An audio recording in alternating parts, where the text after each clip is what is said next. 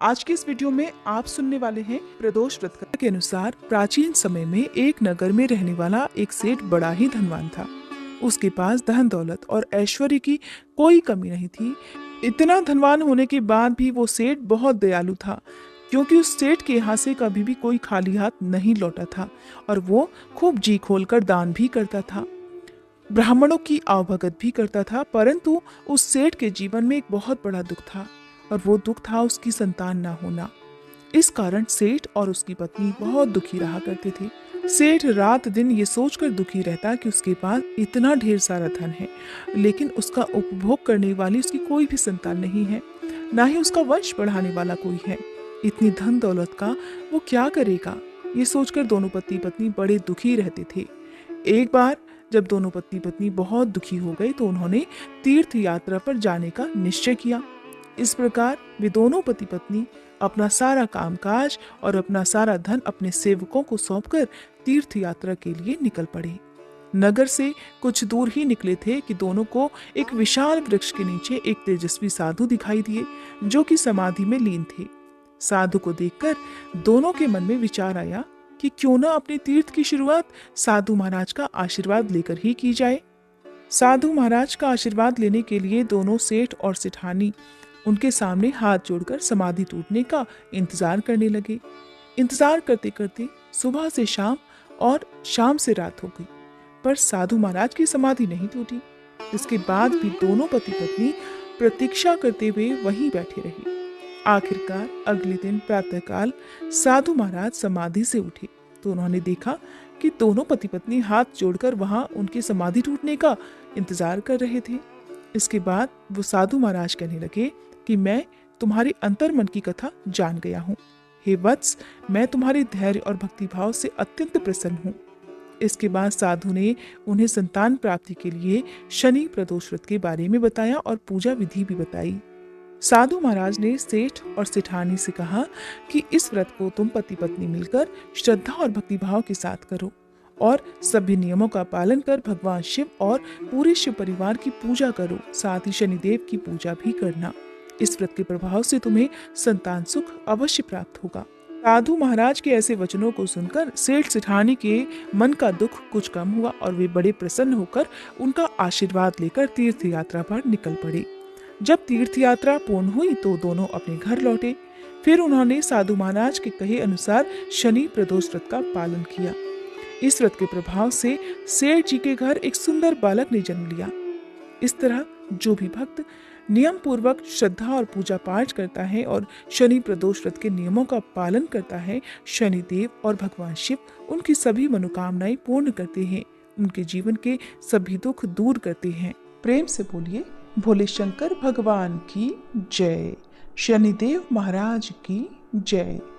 प्रिय श्रोताओ, अब शनिदेव की कृपा पाने के लिए भी शनिदेव की कथा को जरूर सुनिए। पौराणिक कथा के अनुसार एक बार स्वर्गलोक में सबसे बड़ा कौन, इस प्रश्न पर सभी 9 ग्रहों में वाद विवाद हो गया। सभी ग्रह एक दूसरे से कहने लगे कि मैं सबसे बड़ा, और इस पर विवाद इतना बढ़ गया कि परस्पर भयंकर युद्ध की स्थिति जैसी बन गई। कोई हल ना निकलता देखकर सभी 9 ग्रहों के देवता देवराज इंद्र के पास जा पहुंचे और कहने लगे, हे देवराज, अब तो आपको ही निर्णय करना होगा कि हम में से सबसे बड़ा कौन है। देवताओं का प्रश्न सुनकर देवराज इंद्र भी उलझन में पड़ गए। तब देवराज इंद्र कहने लगे, हे नवग्रहों, आपके प्रश्न ने तो मुझे भी उलझन में डाल दिया है। मैं इस प्रश्न का उत्तर देने में असमर्थ हूँ। हम सभी पृथ्वी लोक में उज्जैनी नगरी में राजा विक्रमादित्य के पास चलते हैं। इस प्रकार देवराज सहित सभी 9 ग्रहों के देवता उज्जैनी नगरी में जा पहुंचे। महल में पहुंचकर जब देवताओं ने उनसे अपना प्रश्न पूछा, तब राजा विक्रमादित्य भी कुछ देर के लिए परेशान हो उठे, क्योंकि सभी देवतागण अपनी अपनी शक्तियों के कारण महान थे। सभी नवग्रहों में से किसी भी एक को छोटा या बड़ा कह देने से उनके क्रोध का शिकार होना पड़ सकता था। अचानक राजा विक्रमादित्य को एक उपाय सूझा, क्योंकि राजा विक्रमादित्य को न्याय के लिए जाना जाता था। इसलिए उन्होंने न्याय करने के लिए विभिन्न धातुओं अर्थात स्वर्ण, रजत, कांसा, ताम्र, शीशा, रांगा, जस्ता, अभ्रक और लोहे के 9 आसन बनवाए। धातुओं के गुणों के अनुसार सभी आसनों को एक दूसरे के पीछे रखवाकर उन्होंने सभी देवतागणों को अपने अपने सिंहासन पर बैठने के लिए कहा। देवताओं के बैठने के बाद राजा विक्रमादित्य ने कहा, आपका निर्णय तो स्वयं हो गया। जो सबसे पहले सिंहासन पर विराजमान है वही सबसे बड़ा है। राजा विक्रमादित्य के निर्णय को सुनकर शनि देवता ने सबसे पीछे आसन पर बैठने के कारण अपने आप को छोटा जानकर क्रोधित होकर कहा, हे राजा विक्रमादित्य, तुमने मुझे सबसे पीछे बैठाकर मेरा अपमान किया है। तुम मेरी शक्तियों से परिचित नहीं हो, मैं तुम्हारा सर्वनाश कर दूंगा। तब शनिदेव ने कहा, सूर्य एक राशि पर 1 महीने, चंद्रमा 2.25 दिन, मंगल 1.5 महीने, बुध और शुक्र 1 महीने, बृहस्पति 13 महीने रहते हैं, लेकिन मैं किसी राशि पर 7.5 वर्ष अर्थात 7.5 जिसे कहते हैं तक रहता हूँ। बड़े बड़े देवताओं को मैंने अपने प्रकोप से पीड़ित किया है। यहाँ तक कि श्री राम को भी 7.5 के कारण ही वन में जाकर रहना पड़ा था। रावण को 7.5 के कारण ही युद्ध में मृत्यु का शिकार बनना पड़ा। हे राजा, अब तू भी मेरे प्रकोप से नहीं बच सकेगा। इसके बाद अन्य ग्रहों के देवता तो बड़ी प्रसन्नता के साथ वहां से चले गए, परंतु शनिदेव बड़े क्रोध के साथ वहां से विदा हुए। राजा विक्रमादित्य पहले की तरह ही न्याय करते रहे। उनके राज्य में सभी स्त्री पुरुष बड़े आनंद से अपना जीवन यापन कर रहे थे। इस प्रकार कुछ दिन ऐसे ही सुकून से बीत गए, लेकिन उधर शनि देवता अभी तक अपने अपमान को नहीं भूल पाए थे। राजा विक्रमादित्य से बदला लेने के लिए एक दिन शनिदेव ने घोड़े के व्यापारी का रूप धारण किया और बहुत से घोड़ों के साथ उज्जैनी नगरी में जा पहुंचे। राजा विक्रमादित्य ने अपने राज्य में किसी घोड़े के व्यापारी के आने का समाचार सुना तो उन्होंने भी अपने अश्वपाल को कुछ घोड़े खरीदने के लिए भेज दिया, क्योंकि राजा को घोड़े पालने का भी शौक था। अब घोड़े तो बहुत कीमती थे।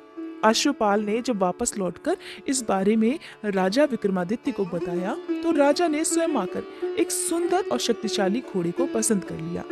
घोड़े की चाल देखने के लिए राजा उस घोड़े पर सवार हुए तो वो घोड़ा तो बिजली की गति से दौड़ पड़ा।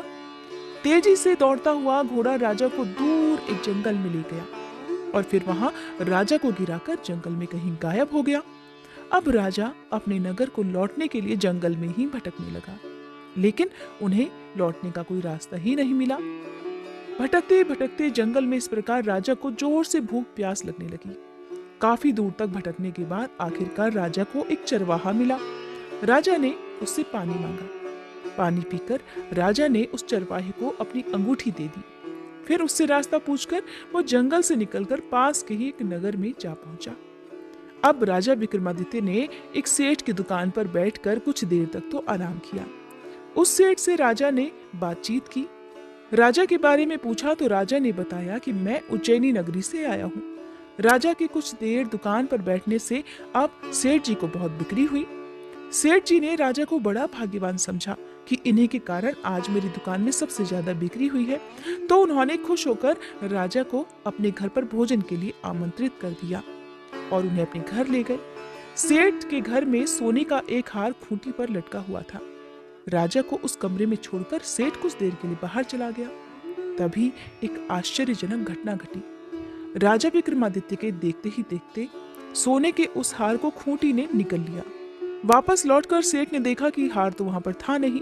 हार को गायब देखा तो चोरी का संदेह राजा पर ही किया, क्योंकि उस कमरे में केवल राजा ही अकेला बैठा था। तब सेठ ने अपने नौकरों से कहा कि इस परदेसी को रस्सियों से बांधकर नगर के राजा के पास ले चलो। इस तरह से राजा को रस्सियों से बांधकर नगर के राजा के पास ले जाया गया। राजा ने जब राजा विक्रमादित्य से हार के बारे में पूछा तो उन्होंने बताया कि उनके देखते ही देखते खूंटी ने तो हार को निगल लिया था। इस पर राजा ने क्रोधित होकर चोरी करने के अपराध में राजा विक्रमादित्य के हाथ पांव काटने का आदेश दे डाला। किसी ने भी राजा की बात का विश्वास नहीं किया। इस तरह से राजा विक्रमादित्य के हाथ पांव काटकर उन्हें नगर की सड़क पर छोड़ दिया गया। कुछ दिनों के बाद एक तेली उन्हें उठाकर अपने घर ले गया और उन्हें अपने कोलू पर बैठा दिया। अब राजा आवाज देकर बैलों को हाँकता रहता और इस तरह तेली का बैल चलता रहा। अब राजा को भोजन भी मिलता रहा। शनि के प्रकोप की 7.5 पूरी होने पर वर्षा ऋतु प्रारंभ हुई। अब एक दिन राजा विक्रमादित्य एक रात को मेघ मल्हार गा रहे थे कि तभी नगर के राजा की लड़की राजकुमारी मोहिनी रथ पर सवार होकर उस तेली के घर के पास से गुजरी। जब उसने मेघ मल्हार सुना तो उसे बड़ा अच्छा लगा। दासी को भेजकर गाने वाले को बुला लाने के लिए कहा।